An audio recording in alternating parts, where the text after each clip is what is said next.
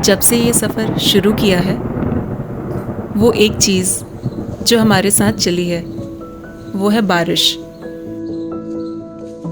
कभी इसी बारिश की वजह से हमारे काफ़ी प्लान्स फ्लॉप हुए और कभी इसी बारिश को हमने खूब एंजॉय किया।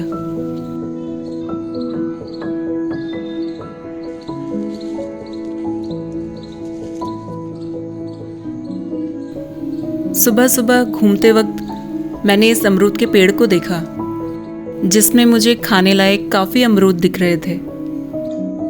इन अमरूदों को अलग से धोने की ज़रूरत ही नहीं है, पेड़ से तोड़ो और खा लो सीधा, क्योंकि बारिश इतनी हो रही है कि रोज़ धुल जा रहे हैं। जब मैं यहाँ पहली बार आई थी तो इस पेड़ में अमरूद नहीं लगते थे, लेकिन अब इतने अमरूद लगने लग गए हैं।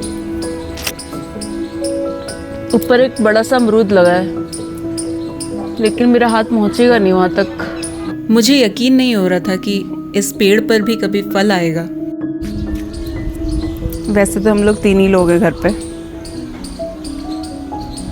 मेरे ख्याल से इतने अमरूद काफ़ी होंगे आज के लिए।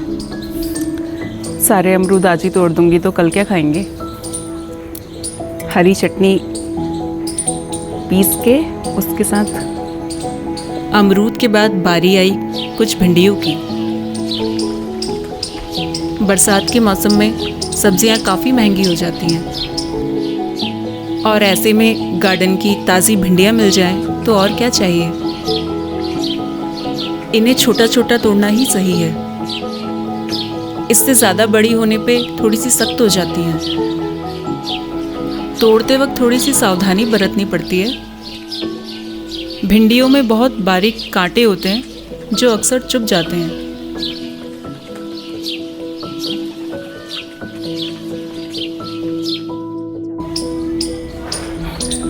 बताया था ना एक बार, हमारे गार्डन में भिंडियाँ बहुत सारी हो जाती हैं, बाहर से लाने की ज़रूरत नहीं पड़ती। आजकल ज़्यादा हो नहीं पा रही है, लेकिन हम लोगों के लिए काफ़ी हैं।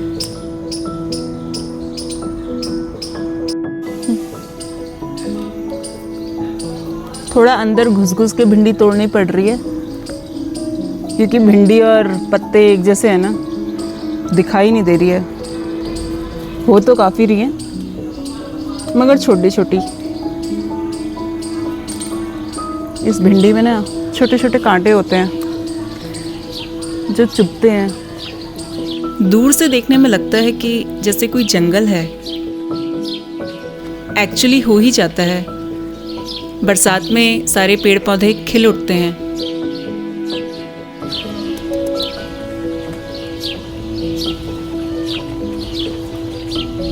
अगर इन्हें टाइम से ना तोड़ो ना तो ऐसी सख्त हो जाती हैं, इसलिए सबसे अच्छा यही है कि छोटी छोटी भिंडियाँ तोड़ो और खा के ख़त्म करो।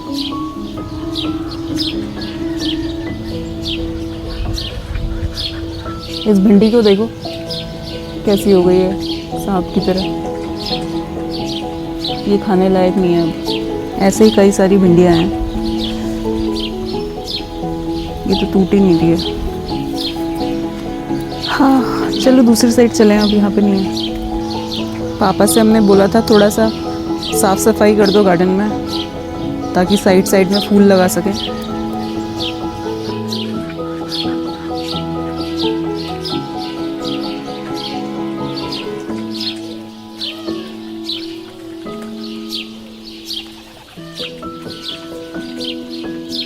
हमारे गार्डन की एक बहुत बढ़िया खासियत है, कुछ हो ना हो गुलाब ज़रूर खिलता है हमेशा। पता नहीं क्या कृपा है भगवान की, कितनी भी गर्मी पड़ रही हो गुलाब ज़रूर होंगे।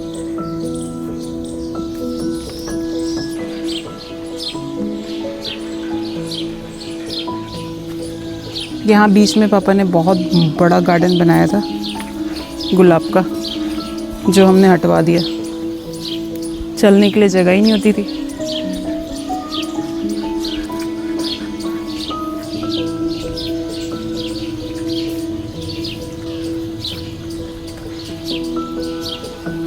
रोज़ मंदिर में गुलाब चढ़ते हैं, पूरे घर में खुशबू आ जाती है गुलाबों की।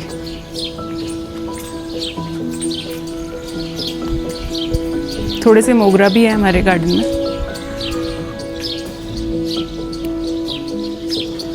और जो हमारे गुरुवर हैं उनका फेवरेट है मोगरा।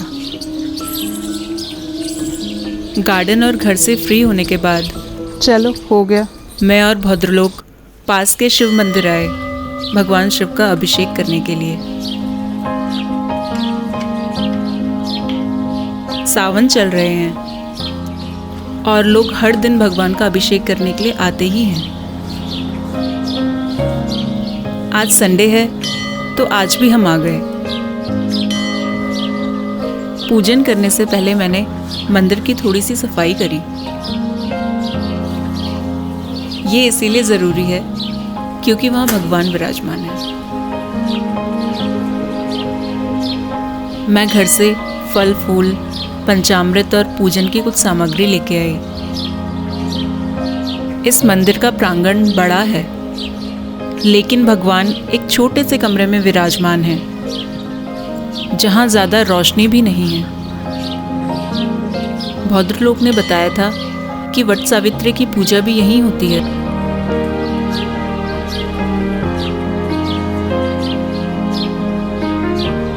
यहाँ की शांति और सादगी अपने आप में ही कुछ कह रही थी। घर पहुँचने के साथ ही जोरों की बारिश शुरू हो गई थी। सबसे ज़्यादा ज़रूरी अभी मेरे लिए सिलाई का काम था। भगवान के लिए नए वस्त्र बन रहे हैं। अब मैं अपना हाथ इन वस्त्रों पर अच्छा करना चाहती हूँ। लाइट ना होने के कारण मैं आज यहाँ बैठी हूँ, लेकिन मुझे बहुत अच्छा लग रहा है क्योंकि मैं काम के साथ साथ बारिश भी एंजॉय कर पा रही हूँ। काफ़ी बिज़ी चल रही हूँ कल से, बिल्कुल टाइम नहीं मिला है सिलाई करने का। और तबीयत भी ढीली ढाली लग रही है आज, शायद उमस की वजह से हो रहा है।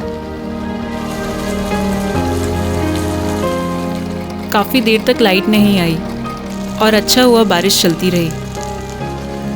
जब तक मेरा काम खत्म नहीं हुआ तब तक और सारी रात। आज सोमवार है। कल पूरी रात बारिश होने के बाद मुझे लग नहीं रहा था कि सुबह मौसम खुलेगा। सुबह का समय है तो आसपास के घरों से भजन सुनाई दे रहे थे। चाहे मौसम जैसा भी हो, मंदिर तो जाना ही था। मंदिर जाने की तैयारी मैंने पहले से ही करके रख ली थी। बस तैयार होने में थोड़ा सा समय लग जाता है।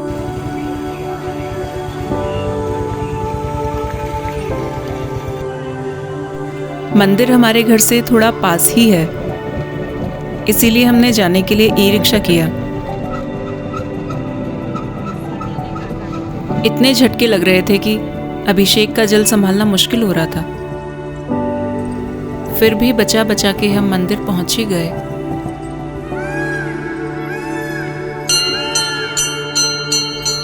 यहाँ पहले से ही काफी लोग आ रखे थे, इसीलिए मेरी बारी थोड़ी देर में आई। मगर अच्छा है, मैं पूजन और अभिषेक अच्छे से करना चाहती थी। क्योंकि ये बीएसएफ का एरिया है तो यहाँ हर धर्म को पूजा जाता है और ये हमारे भारत की खासियत है। ये बीएसएफ का मंदिर है, काफ़ी बड़ा है। मैं यहाँ मम्मी के साथ पहली बार आई थी।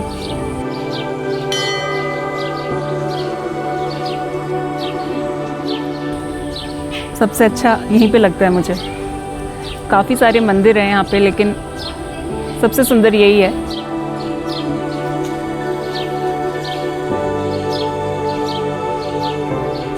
क्योंकि पीछे झील है, जंगल है और यहाँ बहुत सारे मोर घूमते हैं जिनकी बहुत आवाज़ आती है। बहुत अच्छा लगता है, सुकून मिलता है।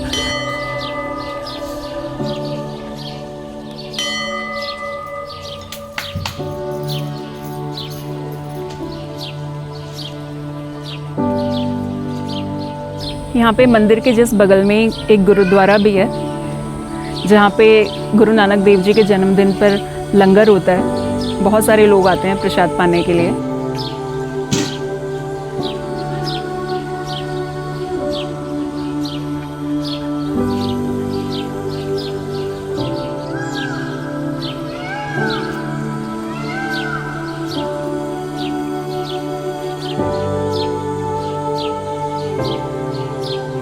बगल में जो झील है वहाँ पे कमल के फूल खिलते हैं, पिंक और वाइट कलर के, लेकिन तोड़ नहीं सकते क्योंकि उसमें मगरमच्छ भी बहुत सारे हैं।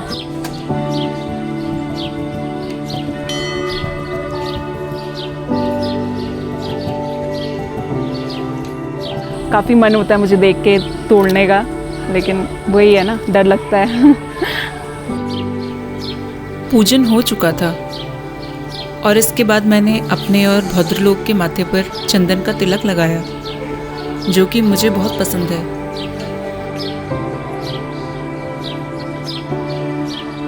लोगों का आना जाना लगा हुआ था। पूजन के बाद कुछ लोग फोटोज़ खिंचवा रहे थे, तो कुछ लोग पास में लगे झूले का आनंद ले रहे थे। ज़्यादातर बच्चे ही थे जो एंजॉय कर रहे थे। बच्चे फाइनली उतर गए और मुझे झूला मिल गया। बहुत देर से नज़र थी मेरी इस पर। झूला झूला मुझे बहुत पसंद है। बचपन की याद आ गई।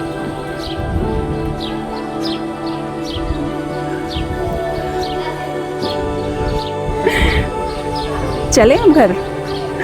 छोटा सा बच्चा देख रहा है झूले की तरफ कि ये कब उतरेंगी और मैं बैठूंगा। काफ़ी इंजॉय कर लिया, अब घर चलते हैं। मौसम भी अच्छा हो गया, काला बादल बादल आ गए। मंदिर में अभी भी बहुत सारे लोग आ रहे हैं अभिषेक करने के लिए भगवान शिव जी का। गुरुद्वारा भी बंद है अभी, वरना गुरुद्वारा भी चले जाते। वहाँ प्रसाद मिलता है हलवे का, टेस्टी लगता है। वैसे तो बीएसएफ कैंपस में अंदर बहुत सारी जगहें हैं घूमने के लिए, लेकिन सबसे सुंदर मुझे यहीं पे लगता है। मंदिर भी है, गुरुद्वारा भी है और ग्रीनरी इतनी सारी है। और मंदिर से आज हम फल लेके आए हैं प्रसाद में, अमरूद और केला। घर जाके खाएंगे। झटके खाते खाते हम दोनों घर की ओर चले,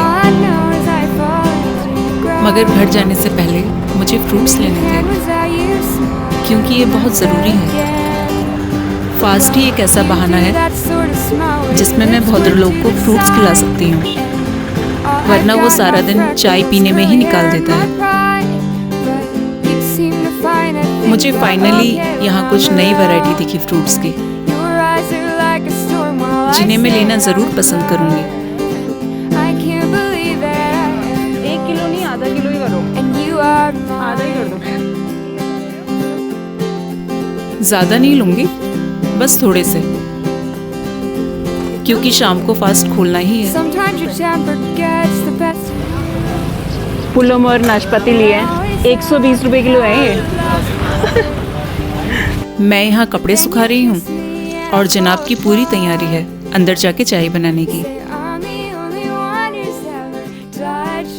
अब बताओ, मैं फ्रूट्स लेके आई हूँ, इन्हें कौन खाएगा? Got our freckles, curly hair and my pride, but you seem to find that things are okay.